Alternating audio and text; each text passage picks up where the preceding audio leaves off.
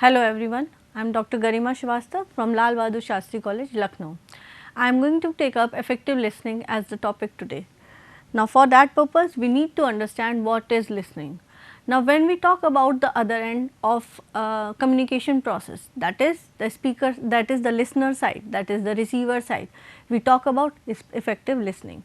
We have already talked about what kind of qualities a speaker should have, what all points he should keep in mind while delivering his speech.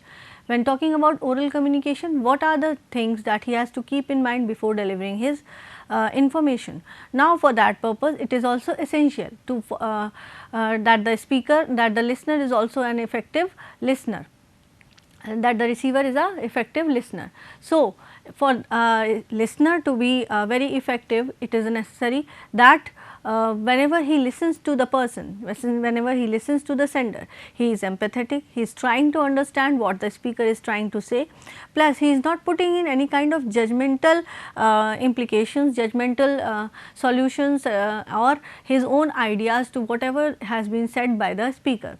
He has to be empathetic, that means he has to keep his own experiences and education aside and then listen to the speaker according to his own feelings. So, and in that purpose only he will be able to understand what the speaker is trying to say. Effective listening is actively absorbing the information given to you by the speaker, showing that you are listening and interested in providing the feedback to the speaker, so that he or she knows the message was received. Now listening also takes into consideration the feedback that is being given by the receiver. The feedback from the receiver is also very important part. Why? Because it ensures the speaker that the listener, that the receiver is actively listening to whatever is being said and actually trying to understand what he has been listening from the speaker. It will also ensure the speaker that how much understanding level has been there in the listeners. Now when we talk about listening, it is of 4 types. There are 4 types of listening that are essential to know when we decide what your goals as a listener is. Now the first one is appreciative listening. When you listen for appreciation, you are listening for enjoyment. Think about the music you listen. You actually listen to the music because you enjoy it. The same kind can be said for appreciative listening when someone is speaking. So why do we need to understand types of listening? We need to understand this because the type of listening will actually decide what kind of delivery of information is to be done by the sender. So when we talk about appreciative listening, it means something of enjoyment, something of something that makes the receiver happy. So whenever receiver has an objective to get enjoyed, to get something get happy, he will listen to the thing as an appreciative listening, same as we feel when we listen to the music. So appreciative listening is that whenever the receiver listens to the speaker in a kind that he feels very happy by listening to the speaker. Then comes the empathetic listening. When you listen empathetically, you are doing so to show mutual concern. Now empathetic listening means you are trying to understand what the speaker is feeling, what the speaker is trying to say through his words, through his information, and of course you are not being judgmental about whatever is being said. So empathy does not leads to being judgmental about whatever is being said by the speaker. So empathetic listening leads to understanding of the feelings and the words exactly said by the person who is speaking it.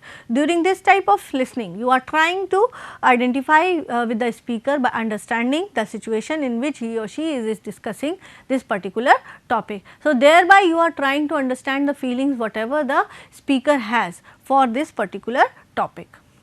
Then comes the comprehensive listening. If you are watching the news, listen to a lecture, getting the directions from someone, you are listening to understand, listening to comprehend the message that is being sent. Now comprehensive listening often leads to learning, remembering or getting directions. So when we listen to certain kind of information such as instructions, orders given in the organization, all these include a comprehensive kind of listening. So whenever we are suppose for example, a person is is working on a project where he is a team lead.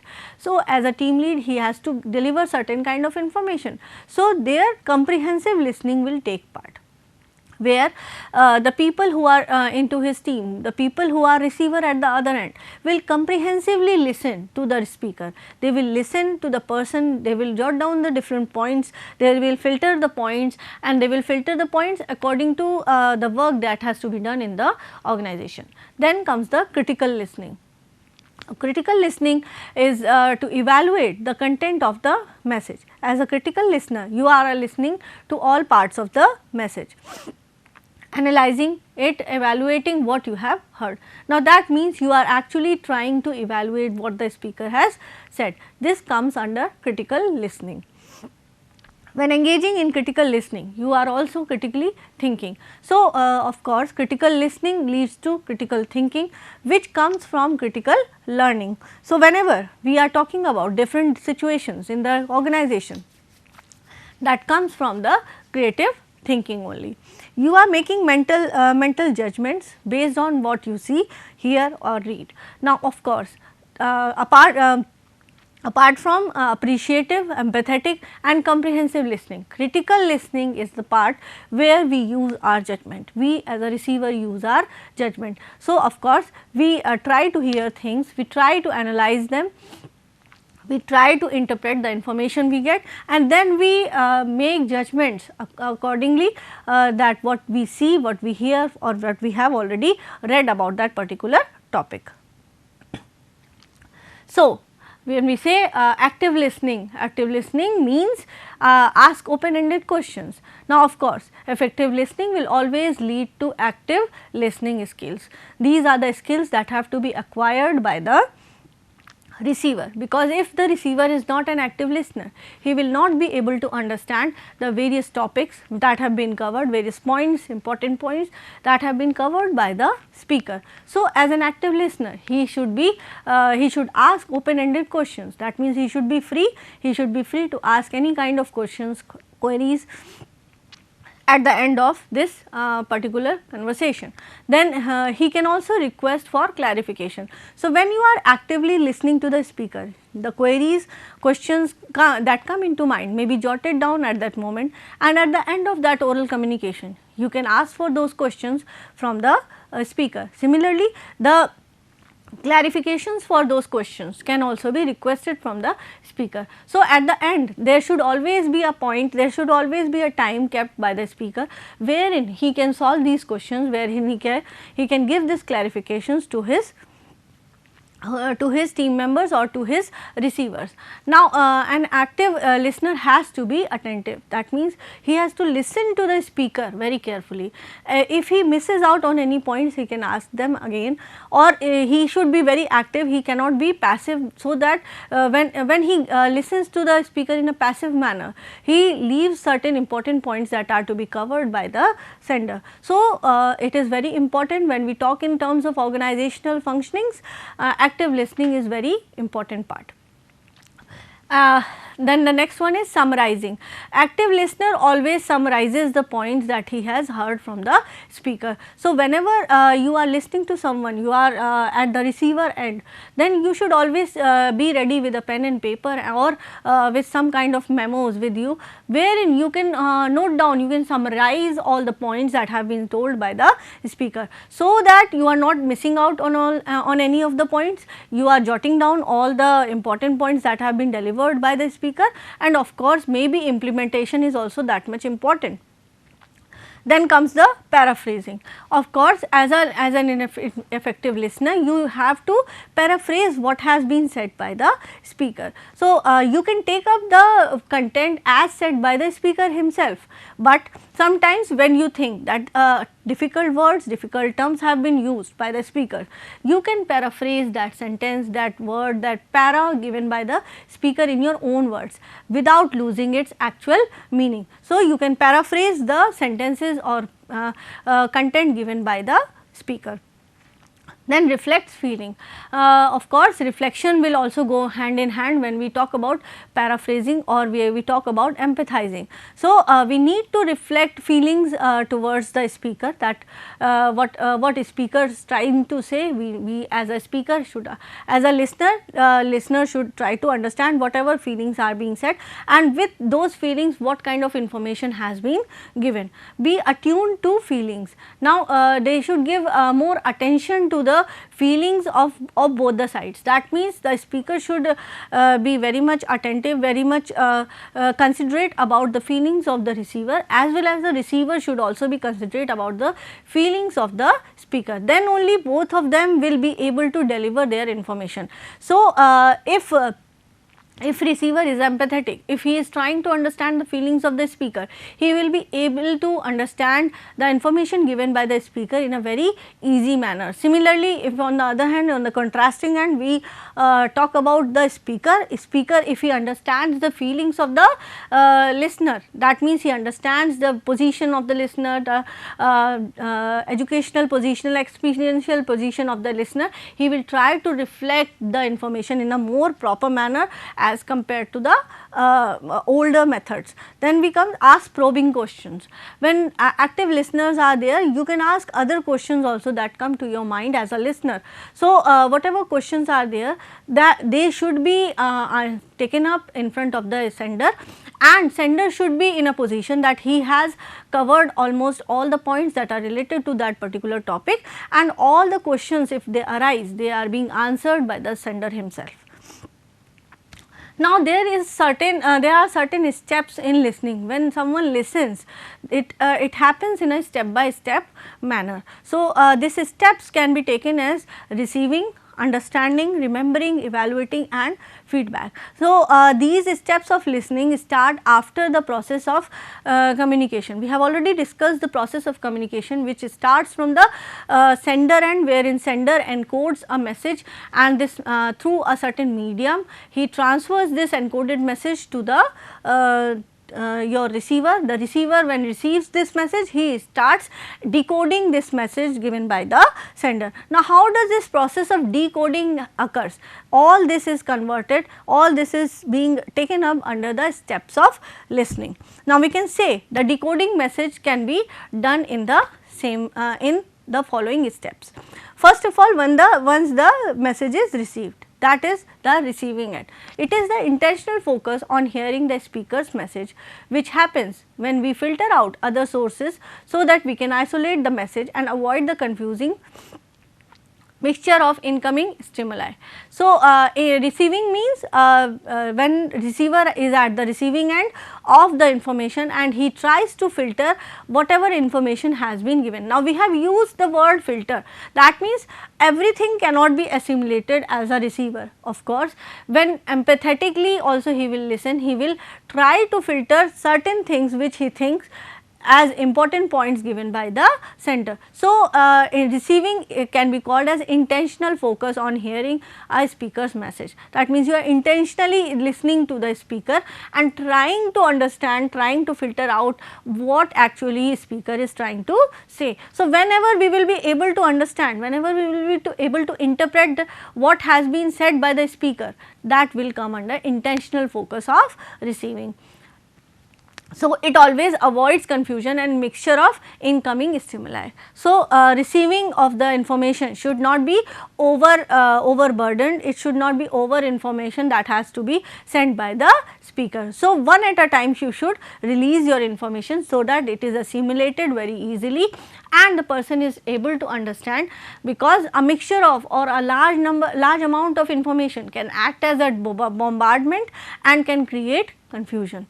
Then comes the understanding portion. Now, once you have received the information, the starts with the understanding of this information. That means, you now start interpreting this information. In this stage, we attempt to learn the meaning of the message, which is not always easy. For one thing, if a speaker does not enunciate clearly, it may be difficult to tell what the message was.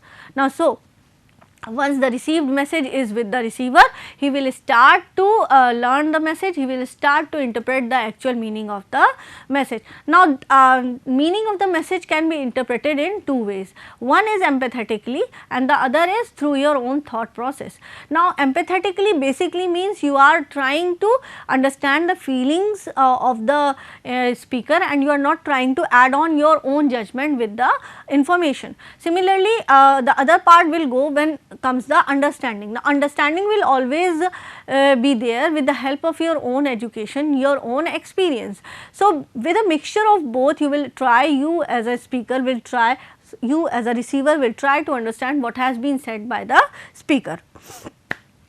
Then comes the part remembering. It begins with listening. If you can't remember something that was said, you might have not listened it carefully or effectively.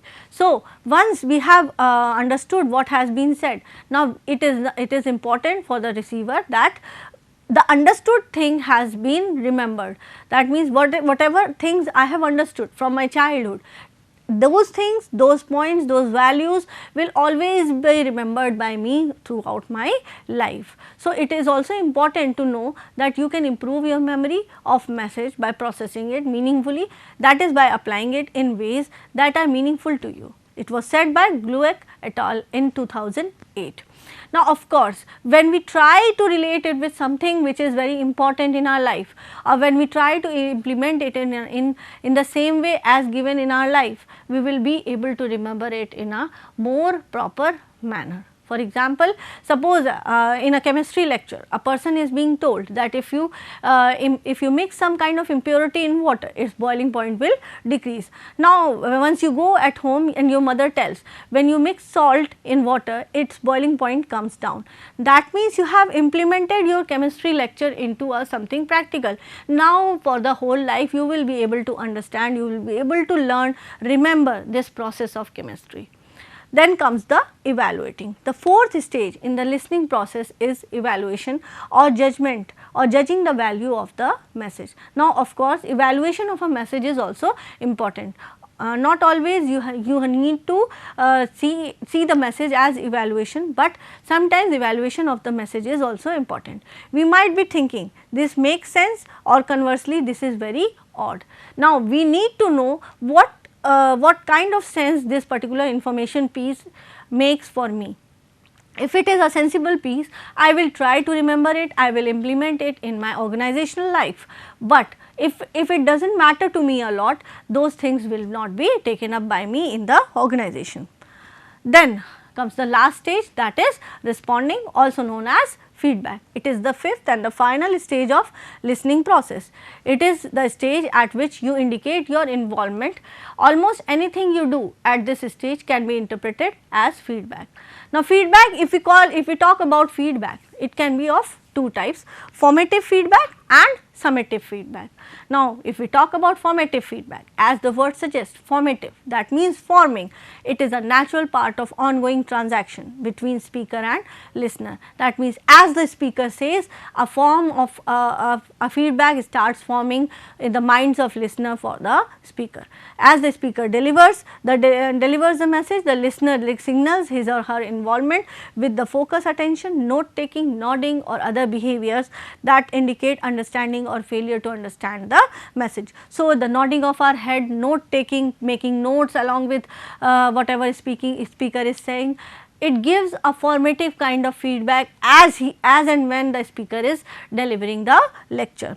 Summative feedback is given at the end of communication. So, of course, the word summative also says the sum of all. The sum of all can only be given when you listen to the whole delivery. So, once the listener has listened to the whole delivery, then only he will be able to give the summative feedback. That means, whether the lecture was helpful, whether he will be able to implement that information in his organizational life, whether he will be able to make some use of that particular lecture. So, this kind of summative feedback will always be given in the end of the communication. When you attend a political rally, a presentation given by speaker, you admire, or even a class. There may be verbal and non-verbal ways of indicating your appreciation for or your disagreement with the message or speaker at the end of the message. So, at the end of the message you may agree or disagree with the speaker, and you can give your feedback, you can give your suggestions or your way of listening, indicating your appreciation towards the speaker in your own words. But we should be clear, we should be very careful as a listener that this feedback should not be very in a rude manner, or it should not be in a some kind which hurts or insults the speaker. The most skilled communicators match their responses to the situation. Coaching is providing advice and information or setting standards to help employees to improve their skills and performance. Now, when we talk about communications, when we talk about effective listening, coaching and counseling are taken up by the organizations to disperse the information in the organization. Now, coaching and counseling are two separate parts and two processes that can be taken up to disperse the information in the organization. Now, coaching can, if some kind of advice or in some kind of information is being is to be given to the people about the set standards to improve their skills or to give them certain kind of training, then we take up coaching. Counseling is helping the subordinate recognizing and addressing the problem. Counseling is actually, counseling cannot be taken up as a training. Counseling is just giving a feed forward to the employees, where the employee has to be told or subordinate has to be told that this is the actual problem area and how you can how you motivate the employee to improve this problem area. The most common mismatch of response types to situations is tendency of a lot of us to have, myself included, to give advice or deflect a situation where counseling is appropriate. So, whenever I talk about myself only, then there is a kind of mismatch of the response and the person is not able to understand the things properly. So, it is very important while coaching or while counseling, the person needs to understand everything, leaving himself, leaving his own feelings behind and not being judgmental enough. When you are counseling, reflecting and probing are usually more appropriate responses than advising and deflecting. Now, we talk about reflecting and probing, advising and deflecting. Now, what is reflecting? Reflecting is paraphrasing back to the speaker what they said. One of the things a lot of us find when we try to use this technique, that it is a real challenge. We do not want to just parrot back what was said, we want to paraphrase it. So, when we talk about paraphrasing, when we talk about reflecting, we would want to say something of our own type. We won't want just to parrot back whatever has been heard. So, when paraphrasing, reflecting is important. That means you are not losing the actual content, you are not losing the actual meaning of the sentence and still able to deliver that sentence with greater meaning. It takes creativity to think in appropriate ways to paraphrase what we have heard. Then probing. Probing means asking for additional information. When one person comes across certain kind of information which he thinks is not enough or some other information is required to make that particular information complete, he makes probing. He tries to ask for certain additional information which puts up question in his mind about future. Avoid questions that challenge what have been said, because that will put the speaker in a defensive mode. For example, how could you have thought that? This is a probing question and it may insult the speaker. So, the speaker should also be considerate enough. He should see that all those questions that have been that would come up as probing, all those questions related to extra information should be prepared with the speaker beforehand. Now, effective probing is non-judgmental and flows from what was previously said. Now, probing is not actually judgmental, it should be non-judgmental. Why? Because you are not going to judge the other person, you are just trying to extract some extra information that is being required to complete that given information. So, good probing questions ask for elaboration, clarification and repetition. Now comes the deflection. Deflection responses shifts the discussion to the another topic. That means you are trying to disturb, you are trying to confuse the speaker so that he is deflected to some other topic. When we deflect from from what we have been told, rather than acknowledging it, we can unintentionally communicate that we haven't listened and we weren't listening or interested. Deflecting shows that we are preoccupied with another topic. That means a listener, if he tries to deflect from the original topic, that means he has not been listening very properly throughout the lecture. Now, advising, it puts value on self-reliance, solving puzzles and problems. It is for the self-satisfaction, for finding the solution for the audience with the speaker's problem solving ability. Last of all, there should be some traits of a good listener. So, of course, a good listener for effective listening should have the following qualities. First of all, look interested and get interested. That means whatever is being told, you should be interested towards listening whatever is being told. You should also look interested. It should not be that your facial expression shows something else. That means whatever you are thinking should be supported by your facial gestures. Then involve yourself by responding. You should always be an active listener. How can you be an active listener? You can be active by involving yourself throughout the delivery of the information. Now, once you are involving, that means you are trying to ask questions, you are probing, you are asking extra information, you are trying to clarify your problems, you are trying to clarify your queries, you are involving yourself by responding. Then stay on target. That means you are not trying to deflect from the specific topic, original topic that was being taken up by the sender. So, you as a listener need to stay on the target. That means whatever extra information, whatever interest you are showing, that interest should be in the same topic as was being delivered by the sender. Then test your understanding. Once you get your information, you are understanding, you are remembering, you are trying to evaluate, then you should test your understanding. Now, you should see that what has been delivered to you, were you aware of it already, or if you were not, then you should be aware of it, and now you have to implement this new idea, this new information into your organizational life. Then evaluate the message. Of course, evaluation is the important part where we talk about traits of a good listener. Why? Because evaluation will only tell you whether this information is important, whether it will be fruitful, it will be helpful for you in the future or not. Then lastly, neutralize your feeling. That means your own feeling should be neutralized. You should be able to understand the feelings of the other person, the speaker. Then only you will be able to understand the thing, the actual content, the actual information that has been sent by the sender.